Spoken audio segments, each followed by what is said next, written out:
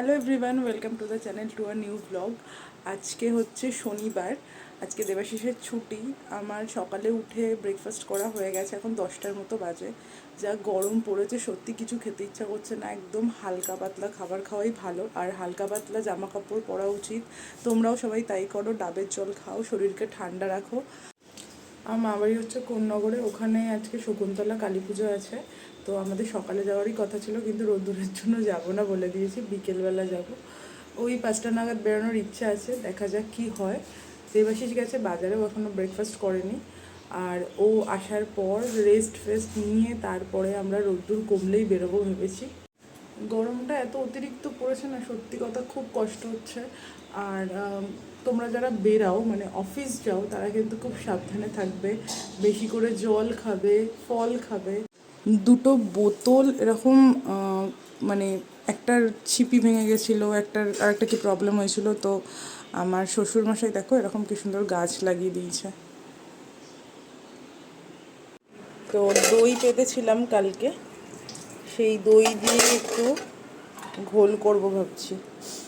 আশিস বাজারে গেছে, তাই ভাবলাম যে আসার পর না শরীরটা ভালো লাগে না, তো একটু ঘোলই বানিয়ে রাখি। তো সেটাই করছি, বিট নুন দিলাম, দই তো দিয়েই দিয়েছি আগে। হোয়াইট সুগার যত কম খাবে তত ভালো, অল্প করেই দিচ্ছি। যদিও চিনি শেষের দিকে একদমই নেই, কিন্তু কমই খাওয়া হয়, এই বাড়িতে চিনি বেশি খাওয়াই হয় না। তো এটা দিয়ে বানিয়ে ফেলি। মোটামুটি ঘোলটা অতটা গোলাইনি, ভালো করে রেখে দিই ফ্রিজে, ওইলে তারপরে আবার বেশি করে গুলিয়ে দেবো।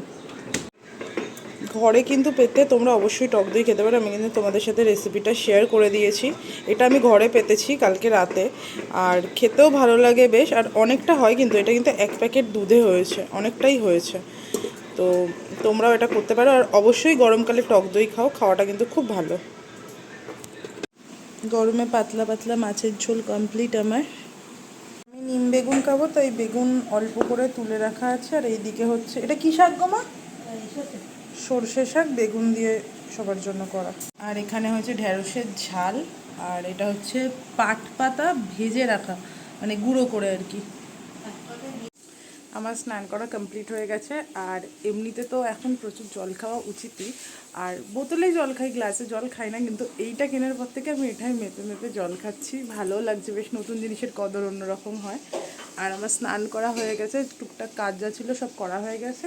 তাই জন্য আমি একটা বই পড়ছি, দুলা ভূতের গল্প। এমনিতে আমার গল্প শুনতে বেশি ভালো লাগে, কিন্তু ভূতের গল্প কিন্তু পড়তে বা শুনতে দুটোই আমার খুব ভালো লাগে। এটা হচ্ছে দেবাশিসর লাইব্রেরি থেকে এনে দিয়েছে। এরকম দেখো ছোট ছোট গল্প আছে, বেশি বড় গল্প থেকে এরকম ছোট ছোট গল্প পড়তে কিন্তু আমার দারুণ লাগে। দেখিয়ে দিই তোমাদের একবার গল্পের বইটা। এই যে একটা বই নিয়ে পড়তে বসলাম, যেটা তোমাদেরকে দেখালাম। এটা দেখলাম সাধু ভাষায় লেখা, আবার ভালো লাগে নাকি সাধু ভাষায় পড়তে, তো এইটা আবার নিয়ে বসলাম, ভূতের গল্প। তো এই বইটা থেকে 2-একটা গল্প আমি পড়েছিলাম, পড়ে রেখে দিয়েছিলাম, বইটা বইয়ের মতনই ছিল। তো ভাবলাম যে পড়ি একটু, কি করব, গল্প কটা পড়লে ভালোও লাগবে। তো ভূতের গল্পই পড়বো আমি ভেবেই রেখেছি, ওই জন্য আর একটা ভূতের গল্পের বই নিয়ে বসছি।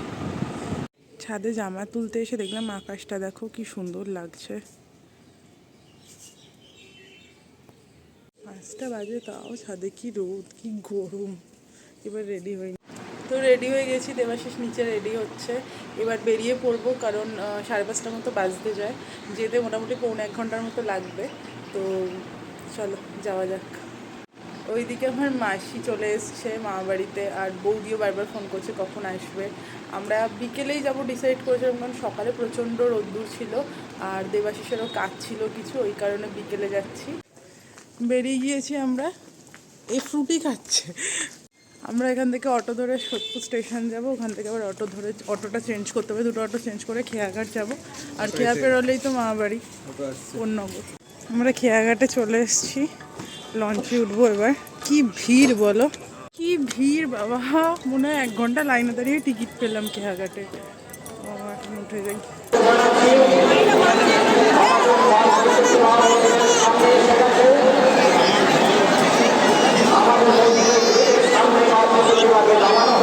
আরে উনি হাত তুলে রেখেছেন কেন?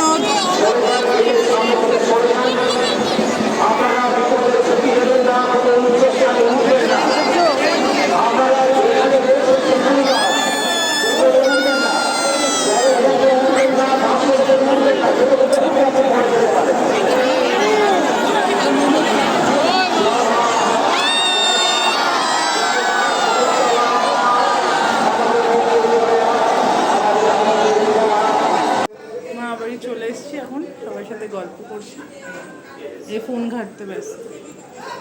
গরম বাইরে।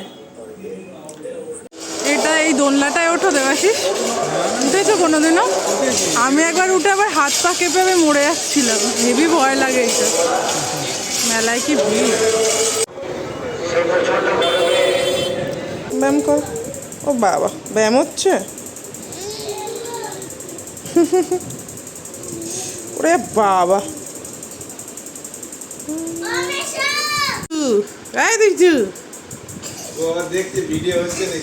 ডিনার করা হয়ে গেছে, এখন ছাদে আবার এসেছি হাওয়া খেতে, সবাই মিলে গল্পও করবো। তো আজকের ব্লগটা এইটুকুনি রাখলাম। আজকের ব্লগটা যদি ভালো লাগে তাহলে অবশ্যই লাইক, শেয়ার অ্যান্ড সাবস্ক্রাইব করো। সবাইকে টাটা, ভালো থেকো, গুড নাইট।